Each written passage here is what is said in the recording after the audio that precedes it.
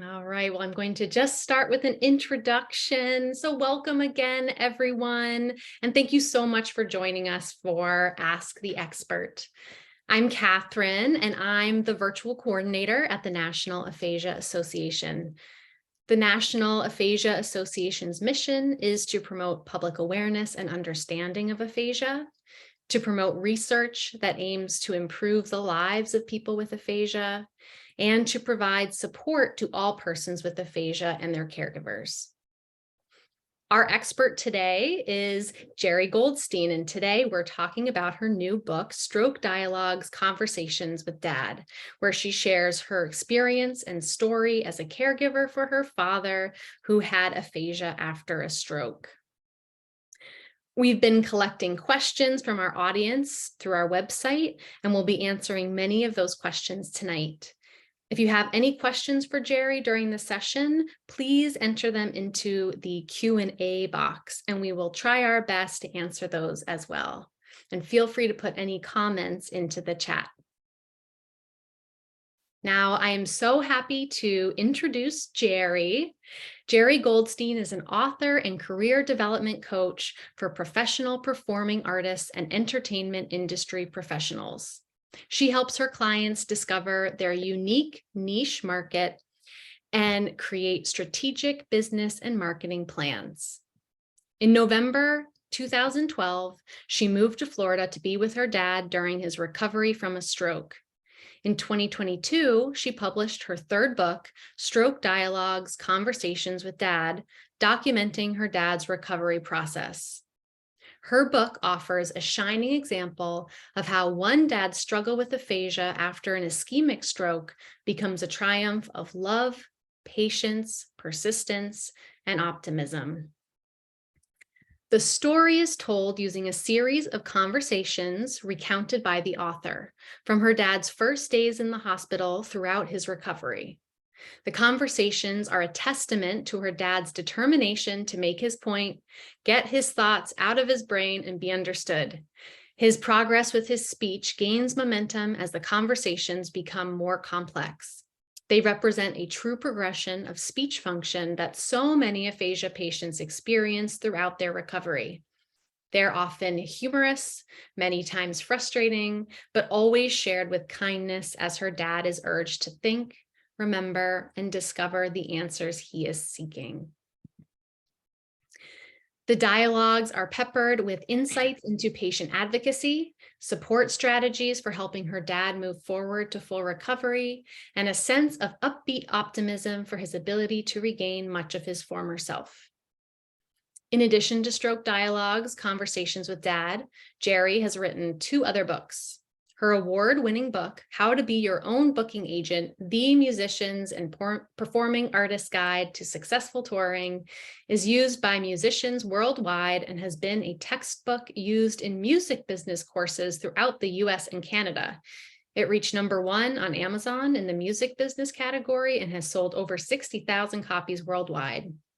The Tiny Guide to Huge Success is a collection of 100 blog posts designed to help performing artists build and maintain a successful touring career.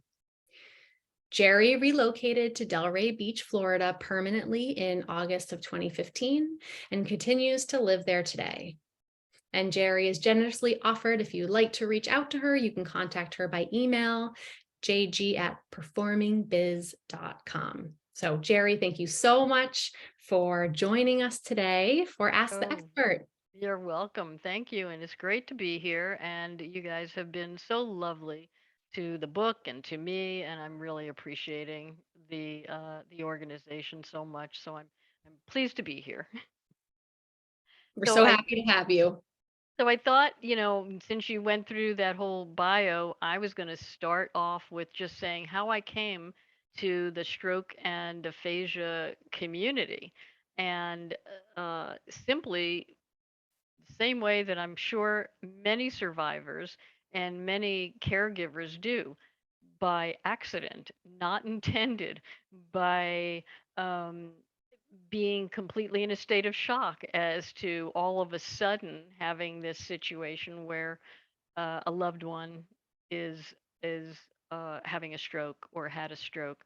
and certainly lacking knowledge of who to call, what to do, and certainly unaware of any of the wonderful resources that are out there in that initial phase um, of this situation that you are now that's now been like foisted upon you. Um, But being an artist manager and a booking agent and touring, having acts touring around the world, um, I was met with so many unexpected, surprising situations that had to be dealt with at a moment's notice to take care of the acts and the situation they were in. So I was not unfamiliar with stepping up in a situation that is urgent and shocking and tragic or whatever. And so I kind of headed into the storm in my take charge sort of manner in order to just help manage and facilitate help with my dad. And that's how I came to this community. Mhm. Great. Well, I think our plan for today is to really do this in an interview style. We Perfect. have some questions from our community, people really curious to dive a little deeper into some of the topics that you bring up in your book. Great. And so, first, we had a question from someone in the community whose husband was recently diagnosed with aphasia and still can't communicate. So they're wondering, they ask, would I be able to assist him with this so I may also gain some knowledge as his caretaker? So one of the things that struck me about this question was that having an understanding of that communication happens on basically five different levels. You know, you have that speech communication, and then you also have nonverbal communication. You also have written communication, and then audio, and then visual. So one of the things that struck me was thinking about how, as knowing your husband in the past prior to the stroke, what are his passions? What do you know about him? How did he communicate? What was his communication mode prior to it? So that if you're saying he's not communicating, does that mean that he's not communicating with speech, or is there any other mode that he might be communicating in? You know, are there nonverbal cues? Are there ways that you could dig in to jog some of those memories and loosen up some of them, because you know his his history, you know his experiences that you have as a shared couple, you know his passions. So maybe if, just for example, if he's like a music person, and he enjoys music, maybe tapping into some of those past passions could help to jog some of that. For my dad, it was playing cards. And so I used cards as a way to help him relearn the numbers, relearn his names, ace, jack, Mm. queen, king, because he couldn't say the names. He could say one, two, three, but then he couldn't say the suits, the type of suits. So we walked around with playing cards all the time to be able to use that as a memory jogger. So that's what, you know, struck me about this question.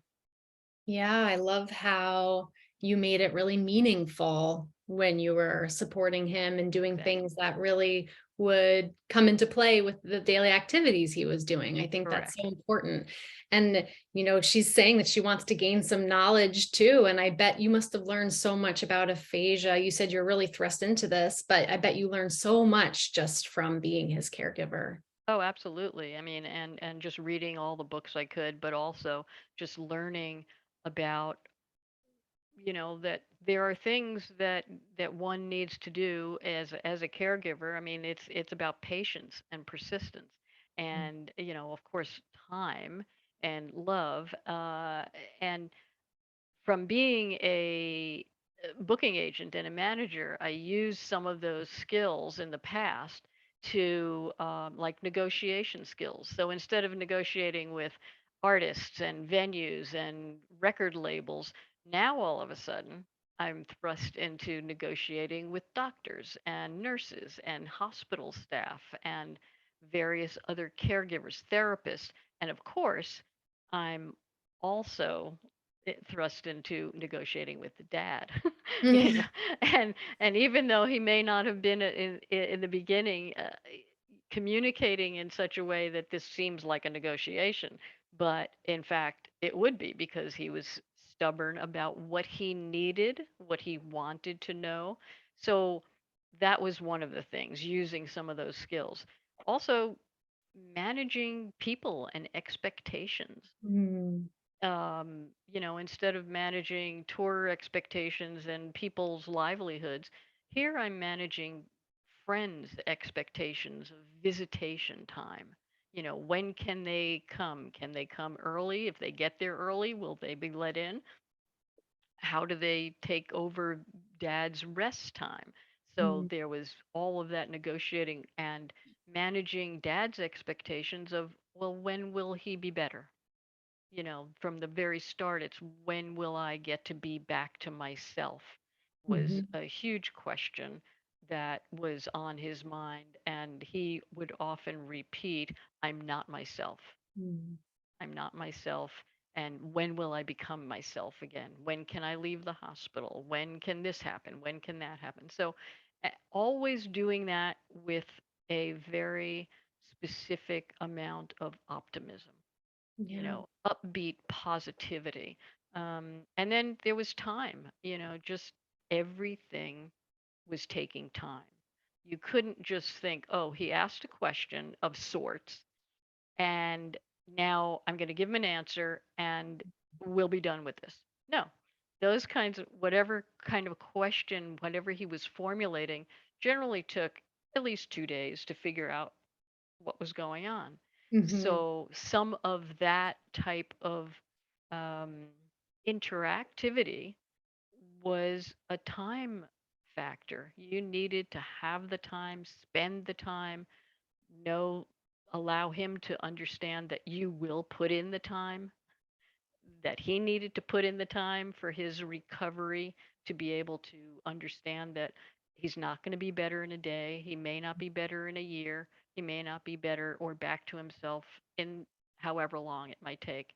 But if we were putting in the time with lots of love and patience, and that was a big factor, a really big factor. Yeah, Um, I think it's really clear to anyone who has had or will have the opportunity to read your book that you are endlessly patient. And I'm curious if you have suggestions for other caregivers or, people supporting people with aphasia on how can we be patient? What do we do in the moments when we are having trouble with that? Do you have any advice for our community? One of the things that I kept referring back to, of course, knowing my dad's personality, and of course, your loved one's personality. So my dad tended toward the negative, and if something was going well, he would say, "Yeah, but not that well." Yeah. So I think that my focal point was always being upbeat, always contradicting negativity, looking for ways that could um, engage other people around him to always be positive and to always seem like, even if they had to go someplace, seem like they had endless time to put into this. And I think that just by examples of these conversations, that we spent a ton of time and just that's what we were doing. I mean, yes, I was running my business at the same time. I had to walk the dog. I had life to take care of on his behalf and my own behalf. But when we were together, that was what we were doing. We were playing, and I made things fun. So even though it was hard, the thing that I tried to do was make a game out of everything. Whether it was playing using playing cards, using flashcards, using big piece puzzles.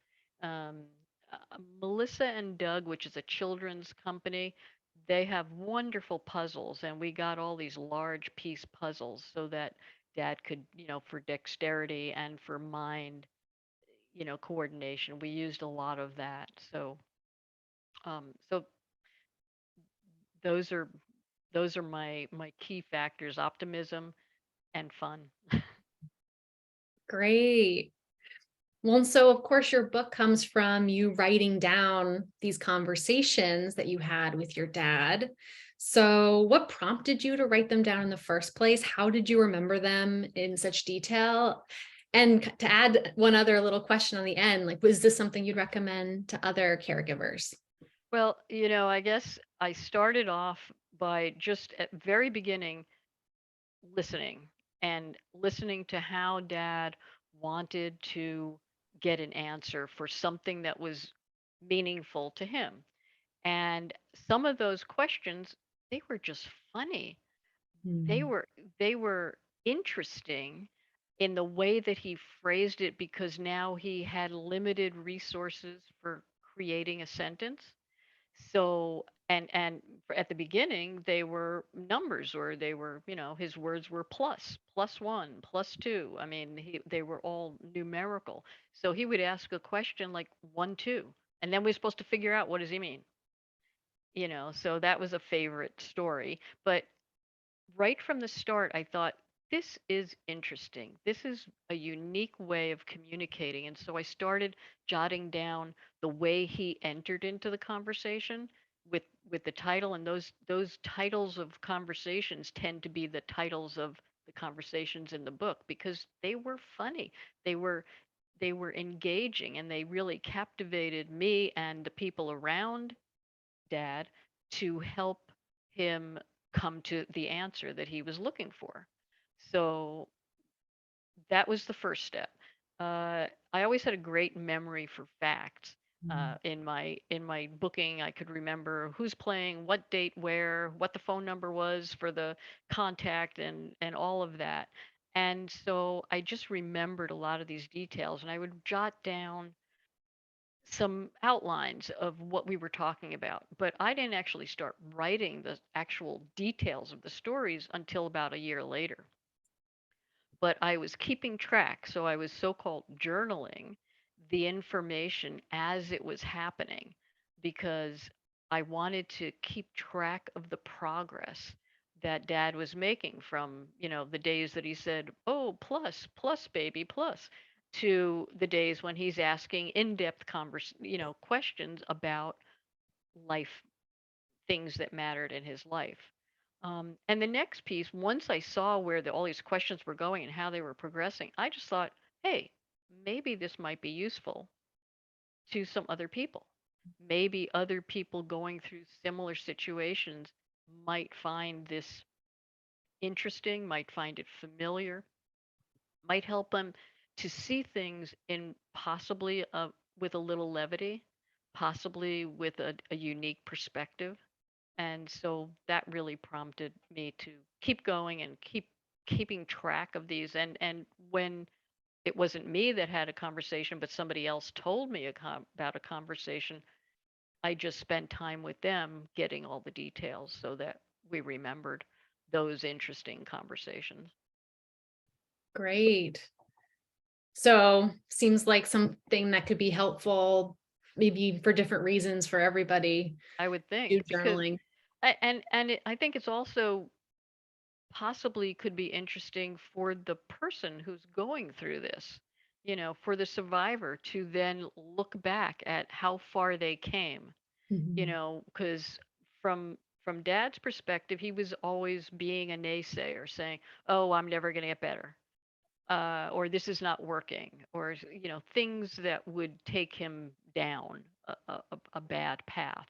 Mhm. But by having these stories to recount back to him, I was able to say, well, here's where you were on day one, and here's where you are 3 months later. Look at the difference. And so, sure, that's going to be a valuable asset to for a caregiver to recount to their loved one to help them recognize points of um, progression. Mhm. Yeah, can you share a little more about how the conversations did evolve over Sure. time? Sure. I mean, at the beginning, like I said, it was numbers and number related. Dad's a numbers guy. He did spreadsheets and he was a numbers guy. And so everybody and anybody was a number, except for me. But everybody else was a number. And then eventually he would move to a word. And maybe he would get fixated on that word. So the word operation became a fixation point. Everything was an operation. And that was probably because he was in the hospital in a situation where that's a word that one would hear in a hospital. So everything was what's his operation, what's their operation, and operation meant a lot of different things. So we never could determine, well, okay, he's talking about the dog or he's talking about this because operation meant tons of things. And then it would evolve into sentences, and eventually they would be interesting sentences. I mean, one of the sentences he used was, "Today there's going to be a dark moonshine," and that's how he was thinking about some scientific thing that he read on the weather, and that was an interesting way of phrasing something that he did not have the word for of what that actually meant. He didn't have the word for a solar eclipse or a lunar eclipse, so it's going to be a dark moonshine tonight. So I found these interesting. Then during the beginning phases, it was all about concerns about his physical life. You know, how was he going to manage his life, his business, his I mean, I was retired, but his daily business, you know, paying bills. How was he going to manage his health? So that was the early phase, and then it evolved into uncovering his past. So, what were the things that happened in his life that were meaningful that he now was trying to remember? That particular time, that particular date, you know. So, those kinds of things um, evolved over time into where he was comfortable in his body stuff and his life stuff. Now he was concerned about his history. So, Well, could you share an yeah, example of a conversation from his earlier days of recovery that sure. demonstrates how determined he was to make himself clear? Yeah, yeah. It was a fun conversation early on, and it was an important one. One of those I need to take care of body function kind of conversation, and so he starts out with once a day, every day, 7 days a week. Okay, what happens? You know, it's like, so this one stumped my sister and myself and everybody around him for 2.5 days. We worked on this. Um, so, Dad, we need to get this. Very important. Once a day, every day, 7 days a week. Are you doing it now in the hospital? No. Do you need to do it? Yes, very important. Where do you normally do it? At home? Yes, and other places. What kinds of other places? I do it wherever I am, home, away from home, but I'm not doing it here. Do you do it in a doctor's office? Sometimes. Do you do it in a particular at a particular time of day? Yes, at night, once a day, every day, 7 days a week. Is it something a doctor told you to do? Yes. Is it a prescription or a pill that you take? Yes, once a day, every day, 7 days a week. Which doctor? There are a ton of them. Let's go through them all. And is it your heart doctor? No. Your kidney doctor? No. Your regular doctor? No. The urologist? No. The skin doctor? No. What other kinds of doctors do you have? There's another one. I go once, maybe twice a year. So, not a dentist, right? Or a chiropractor. No. Who else is there? Can you point to where the doctor examines you? At that time, Dad was having trouble pointing to anything, let alone a named body part. We played point to your nose, your mouth, your ears, your neck, your eyes, your lips, your chin multiple times a day with some success one time and zero recognition another.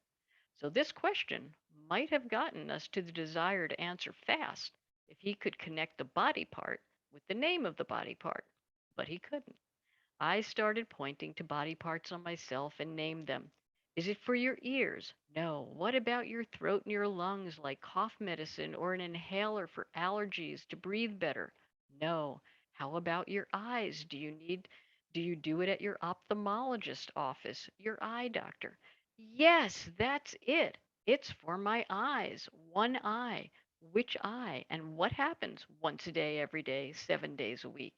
I pointed to his left eye and then to his right eye, and then he nodded when I pointed to the right eye. Yes, I put one in my eye once a day, every day, 7 days a week, every night, but not now. I remembered the little bottles in the fridge and always wondered what they were. I'll bring one back with me later and make sure they start giving you your eye drops every night. Oh, baby, yes, my eye drops. Baby, I need them. And indeed, they were for glaucoma prevention. So he was so aware of something not being right in his life. And that was how he got to it once a day, every day, 7 days a week. And we had to go through that whole thing for 2.5 days. Wow. What an interesting example. We Yeah. did get a question in from someone in our audience, Jerry, asking Yep. if you collaborated with your dad's speech language pathologists. Did they ask you about his hobbies and interests and passions? You know, I never got to talk to the speech pathologist except the ones that came to in-house after he was out of rehab. Then I mean they were on the team, so we did speak with them as we were getting progress reports, but they never really reached out to me to ask about that kind of stuff, which I was surprised at. But once he got home, and we were having in-house speech therapy sessions, then we had some interaction, but I never, thought about it at that point, because I thought that they just, you know, had their way of doing things. And he got tons of homework and exercises to do, but in terms of, asking or collaborating with them, uh, in hindsight, boy, that would have been great. And I Yeah. certainly recommend anybody to sit down with their speech pathologist and share those insights. I could say Mhm. that now, having not done it and having not even been invited to do it. Right. Well, especially you've already talked so much about how you found working on these meaningful topics that were specific to him and his interests Right. worked so well for you. And of course, that would be so nice for the SLP It to would be have been. able to work on those tasks as Yeah. well, and maybe even give you ideas, Sure. right? And for you to give them ideas. Right. Right. It would have been great. Yeah, that collaboration is key. Yeah. So what do you think helped your dad be so determined and motivated to do the work necessary to recover? Well, when I work with my coaching clients in the music industry, I always try to discover their goals and what they are going after. So I just used that as an example, and I sat down with dad out on the front porch with an easel and a big print newsprint pad, and I just invited him to set his own goals. I said, "What do you want your recovery to look like? What do you even want to call it?" Maybe you can bring up that graphic that I have, if you can. Yeah, there it is. So we started off with a main circle that said I asked him, and so he said full recovery. That's what I want. So I drew that. I wrote that in the center. I drew a circle around it. And this process is called cluster brainstorming, and I do it with my clients all the time. And so I thought, well, why not do it with Dad and let him bring up the things that are meaningful to him. So he just started to relate all of these things that he wanted to accomplish. He clearly he wanted to read again. He wanted to do math. He wanted to eat with his right hand and use the computer. All these things that are on this chart were his ideas. And he kept saying, "This is what I want. I want to play bridge again with my friends." So every time he came up with a thing, we would write it down. And then some of these things I expanded on other sheets, like write with my right hand or to eat with my right hand, other things that he wanted to do with his right hand. Um, but but having this as a motivational factor was key because we hung it on the dining room wall and he could see it all the time. And we would check off things as we would move through the process and say, okay, we're doing this. Okay, we're never going to drive again because, that wasn't going to happen. So things were um, motivational in the terms that he could see his progress, and these were things that he determined were important to him. It wasn't some therapist or doctor saying you have to do this. So that helped him to be passionate and to do the work necessary, even though the work at the beginning of something was really hard. Thinking about playing bridge, we spent an entire year or 6 months just learning the cards again, Mm. just learning how to say the names on the cards. But he was so determined to play bridge with his friends when they came back in the fall that he put in the work. So I think that that's a really important piece is like, what is your loved one passionate about? What do they care about? What are their interests? And, you as the loved one know that better than anybody. And that's so far beyond regular therapeutic caregiving that it makes so much difference in not reaching so-called plateaus. It just goes beyond all of that and helps your loved one get to a place that's meaningful to them. So he was playing bridge by the fall. That's great. Bridge is a tough game for sure.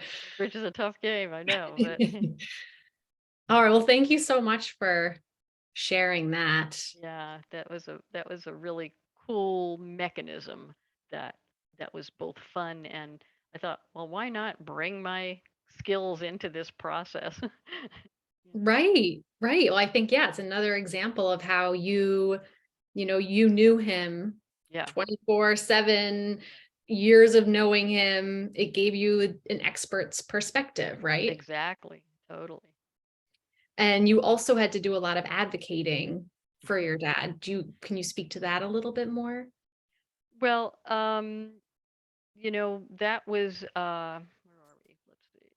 Yeah, so I think that in the beginning, there were so many situations where, because he was non-communicative, that we all had to spend a lot of time figuring out what the needs were that were so important to his health, his care, both in the hospital. So we had to do a lot of advocating on that situation. But the thing to say about that is that the caregivers out there on visiting with us tonight, are the experts of your person.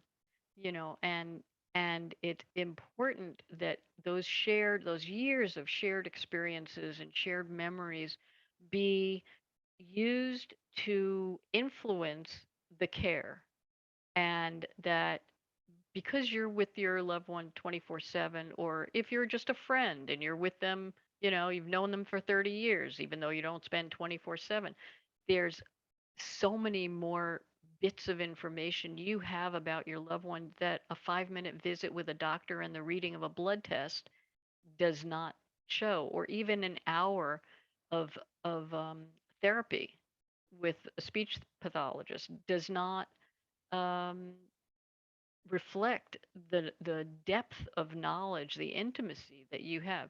So the biggest thing that I came away with was that it is so important for you to speak up, to share your insights about your loved one, to be sure that you are there when they're having meetings about care direction, and that your knowledge of their passion, your shared interests, your shared experiences are valuable and they are meaningful in the direction that care is determined.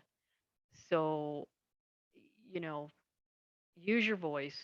Don't be don't be shut down by a doctor or a therapist that is wielding their bit of authority, because you are the expert of your loved one, and okay, well, that's fine, but here's what I've observed, here's what I know him to be like, or what he used to be like, and he wants to get back there. So be vigilant and don't be bullied. Yeah, I don't think you can understate how important that is and how valuable your role is. Oh, absolutely. Absolutely. It's so We have a important. quick Yeah. question Okay. from someone in the audience who didn't catch which type of aphasia did your dad have? Expressive aphasia. Thank you. And another question, which I think is really relevant to what we're talking about, how did you take care of yourself? Avoid caregiver burnout, or was that Yeah. not a problem for you? No, no. I mean, it's important. Especially when you're dealing with a completely unknown situation and dealing with somebody like my dad who is very negative most of his life, and so I knew that, and having to constantly um create positive opportunities and positive interactions is draining. It's hard. It's hard work to be doing that kind of having 2.5 days of conversation to get to the answer that he's looking for. So I made sure that I mean, we were lucky. He had planned well in his life, so we had an aide for 8 hours a day, which made a huge difference in my ability to have some time away. Some people are not as fortunate and don't have that ability, but I encourage anybody, to think of the things that feed your soul, that energize you, that rejuvenate you, even if it's the ability to take an hour, a half hour, do it, schedule it, put it on your calendar, and make it an ongoing thing. And tap into any kind of. I made sure to have his friends and other relatives engaged in caregiving to the point that if I needed to go do something for either me or have some time away, I pulled them in. I scheduled them into the process so that they were there hanging out with dad and not having to do very much, but just sit there and talk or play or practice with him. But it gave me an hour to go swimming, or special time on Sundays that I always took for myself to go to the beach to just rejuvenate. So however you can uh, pull other people in when you're facing those kinds of things, do it at the beginning. Mm. Start off at the very start of your situation so you have that regular pattern of not reaching burnout. You know that you're caregiving to yourself on a regular basis right from the start, because it looks like, oh, not going to be a problem, but it's going to take a long time. And you never know when it's going to just like the breaking point is going to happen. And there have been many times, even with the self care. You mentioned the aid. I think a lot of caregivers wonder about those sorts of support options. Can you speak to how you decided to have an aide come and support and how you found someone who was a good fit for your dad? Sure, sure. Well, like I said, dad planned well. So he had taken out long term care insurance for both he and my mom when he retired. So he had years and years of long term care insurance sort of in the bank. And when this happened, my mom had used hers maybe 4 days out of the entire time that she needed it. And when this happened, I said, "Oh, we need, we're tapping into this right away because this is an important piece of, his recovery, my ability to be with him and do the other things that are necessary. So when some of the social workers, care workers at the hospital gave us a list of local resources for home health aid companies. And I called a number of them. I checked with the long term care insurance to see which ones they would work with and what was necessary. And we picked one. And then I said, Dad, how about if I get a couple of different people here and you interview them to see whether or not you enjoy their company. And so we did. We had three different people come, and he immediately said he wanted to have a male help him because he would be uncomfortable if a woman, not his wife, was showering him. So that was, reality. So we interviewed three people, and the third person was just wonderful, and he selected him. And then when Dad was released from the hospital, he was there to come and help us bring him home, and he just started right away helping him with his homework from the speech pathologist, helping him take him to all kinds of doctor's appointments and whatever, feeding, showering, personal care, um, and that was great. And then we ended up having a different person for another 2.5 years who was amazing. Um, and help Dad to learn how to use the iPad, and he was like a tech guy also. So he was really, he could cook, he could do all this stuff. So he was became part of the family. He was just wonderful. That's great. So if you have the ability, I mean, there are private people out there, not part of a home health aid care organization, and I mean, it's not a cheap thing to do, and most of the caregivers will have a minimum of 4 hours that they have to be with the person for a minimum of 4 hours. So, that can run into some money. Yeah. We have another question that we have from Advance, and then it kind of goes along with one that was just submitted. What changes in personality and language skills did you observe over the course of his recovery that caregivers ought to be on the lookout for to be helpful? And then our question that we have coming in now is, did your father hit plateaus during the recovery? Did you see like changes in rate of improvement as time went by? Sure. They're also curious how he's doing now for so Well, I mean, yeah. yeah.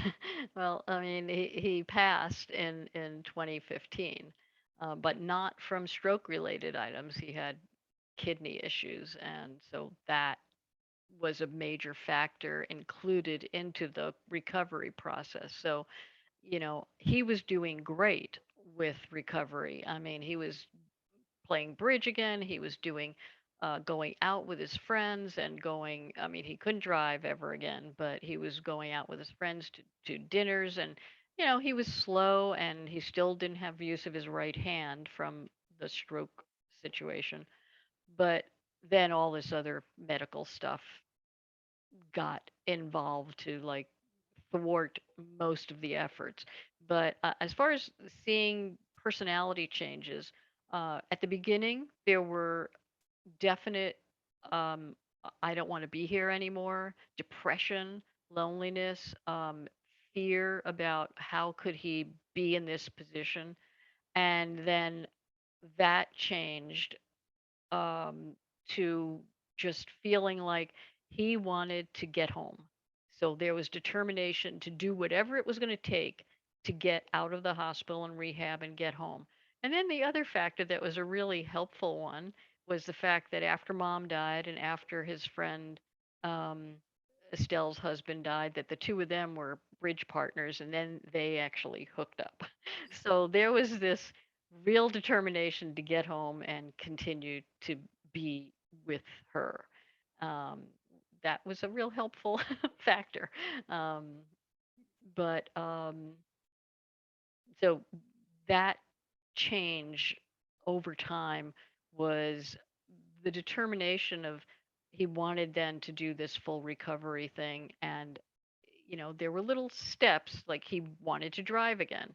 That never happened, but he was working towards it. So those were pretty, you know, important things.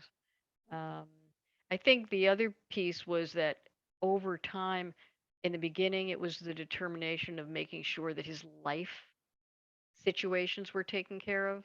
And then later on, he was less concerned about his life situations because he saw that they were under control and much more concerned with recapturing memories, Mhm. reliving experiences. So the conversations transitioned into that aspect of making sure that he had those memories back in his possession. Would you like to share an Oh, example of a conversation that shows yeah. that? Yeah, this one was went on with questions for a while, but all of a sudden one day he comes up with, "You know that hotel?" And, okay, Dad, let's see whether we can figure this out tonight. Do you have any idea where this hotel might be? Not really. Let me get the iPad and I'll bring up some maps to help us. First, do you think it's in this country? Yes, definitely. Was it in Florida? No. Was it in New York?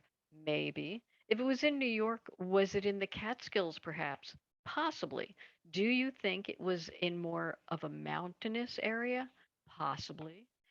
What about near the ocean? No, not at all. Was was it on Long Island or near New York City? No, I think we had to drive a good couple of hours. Did you actually go to this hotel? Yes, I went with your mom. Did you go recently? No, a long time ago. Is the hotel still there? I think so. Did you go for a special occasion? I think so. Did you go upstate to this hotel? Maybe. Okay, let's get a map of New York State and see if that helps. We started looking at all the different areas around New York, from Long Island to Western New York to the roads that led to various parts of the state, to see whether anything jogged his memory.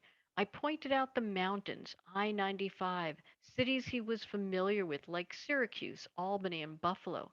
I pointed to all the Finger Lakes, Niagara Falls, the Adirondacks, and Lake George. And that was when it hit him.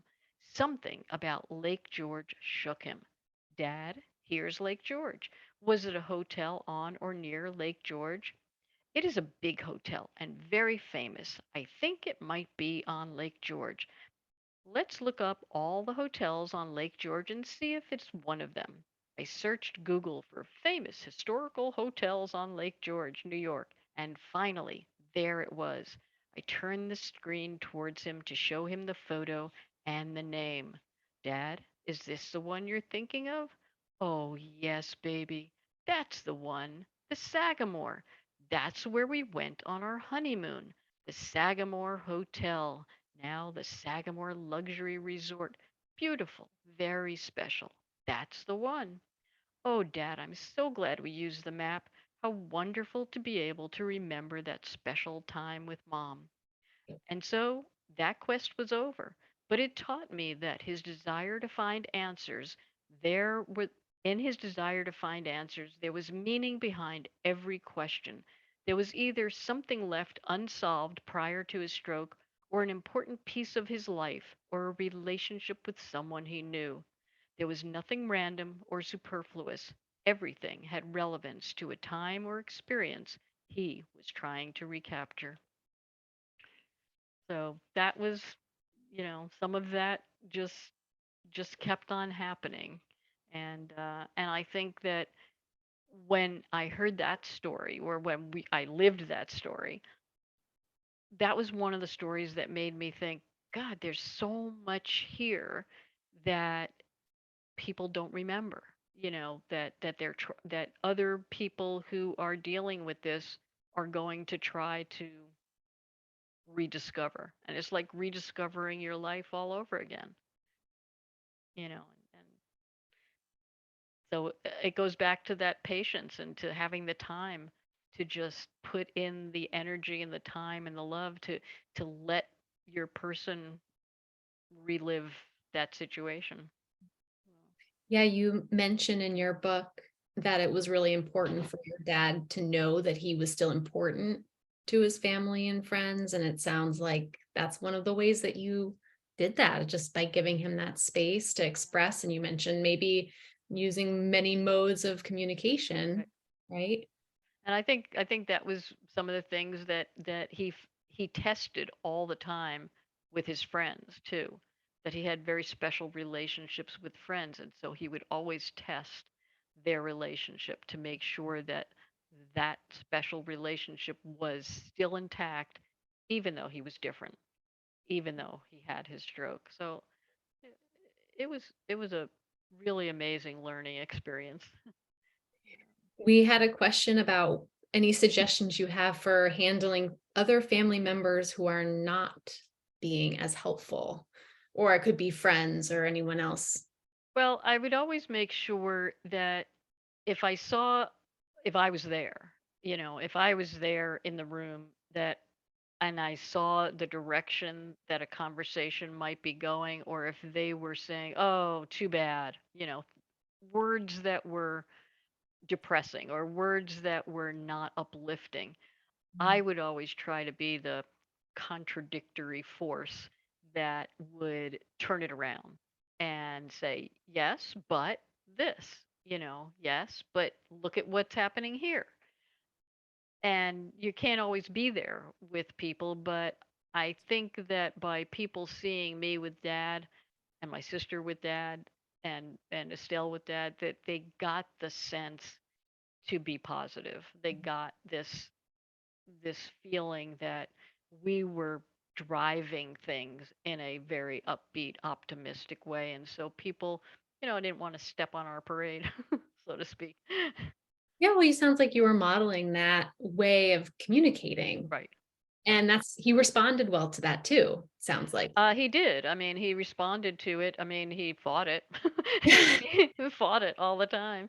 But, you know, with multiple 20-minute conversations and saying, here's what I think needs to happen, he might finally get it, but he was stubborn, so it was it was definitely a challenge. And I'm sure that when you're dealing with a loved one who is now faced with this totally new life, that it's not necessarily going to be easy, because not only you're working on trying to help them heal, trying to battle their sense of themselves now and what's their life going to be like now and how hard is this now, but it's important to just keep on modeling optimism, because in many cases it does change, depending on, of course, the seriousness of your situation. Well, when you talk in your book, you write about gratitude and you had a really strong gratitude practice. So, is there anything else that you can share or suggest for folks with regards to practicing gratitude, what that looked like for you? And again, like how to do that in face of things that one might not be as grateful for? Well, I think that with him, there, and I mentioned that this negative personality that I knew throughout his life, he would keep on bringing up things that were bad that happened, and I just would keep contradicting that and saying, and then finally I came up with, Dad, you know, it was at a time when he was really sick and he just didn't want to do it anymore. He didn't want to do dialysis anymore. And I said, I think you need to practice gratitude. What are you grateful for? Instead of remembering all the things that didn't work and all the doctors that did this, but then it didn't work, what about the doctors that saved you, that fixed it? And so I kept saying, tell me what you're grateful for.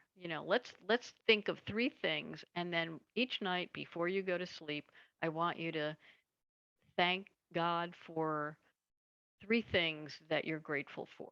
And they could be different every night. And so I made him list a bunch of things that he was grateful for. And I said, great, now do that every night and every morning. And that'll help start you on your path, And, and when heard him doing that, it was like, oh, good. It was really important because that was something that wasn't a practice in his life. Yeah. We have another question. Did your dad participate in any aphasia groups? Well, no, because we didn't know that any existed. I mean, I was, and I was so, and we didn't get informed about any from our hospital. And I know from doing this research about my book that there was or is an aphasia group at the hospital and the rehab center that we were in. Nobody mentioned it. And it may not have been in happening when we were there, so I don't know. Mhm.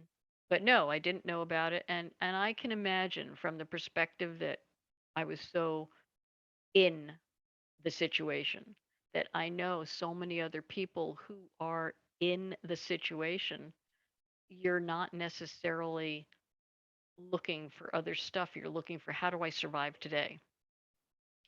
And it would be wonderful if, the rehab center said, oh, and by the way, we have an aphasia group, support group. That would have been something to go to, but nobody said that. And so that's that's why this organization is so important. If people find out about it, and I'm certainly telling people about it, and I'm sure anybody that's in the community are telling people about it. But I can imagine that when you're in it, when you're in the weeds with your loved one, it is so important to just be there for them, and that you don't necessarily have a lot of time to be doing that kind of research. So I could appreciate that is hard to do sometimes. Right, right. Oh, we have a night of aphasia arts, March 7th. Is that Yeah, true? Is it still happening? Great. it is next month.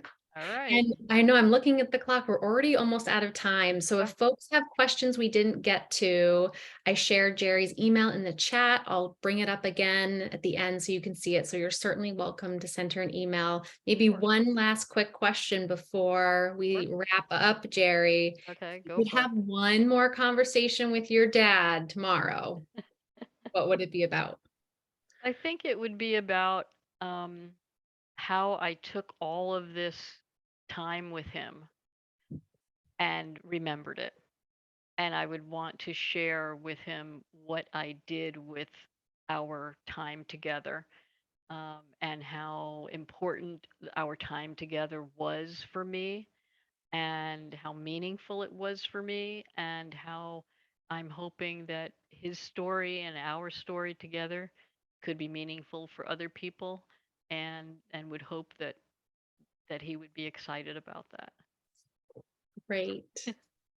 Well, thank you so much for being our expert tonight, for joining us. It was so great to hear some of these stories that you share with your dad.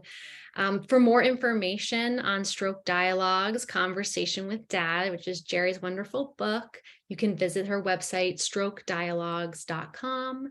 That's where you can also buy a copy of her book. And Jeri, you had a little announcement that you Oh, wanted. that from everybody that is coming from National Aphasia Association, we're trying to track this. So whoever does buy, I'm going to be donating back to the organization $5 from each book, and I'll be able to sort of track it. So I Thank you met so I much. yeah, I talked to Darlene about this, and I think that it makes me so happy to share the story, and that you guys embraced it, and felt that it was something of value. So it really is important for me to help to give back to such a great organization. Thank you so much, Jeri. That's so generous and thoughtful. Here's her email address again. If you'd like to email Jeri, it's jg@performingbiz.com. For more information on the National Aphasia Association, you can visit www.aphasia.org. And for more information on our virtual events, including Ask the Expert, go to aphasia.org/online-events. And so next month, we're having our second night of aphasia arts. It's going to be Tuesday, March 7th at 7 p.m. Eastern Time. We're really excited about this. It was a huge hit last time.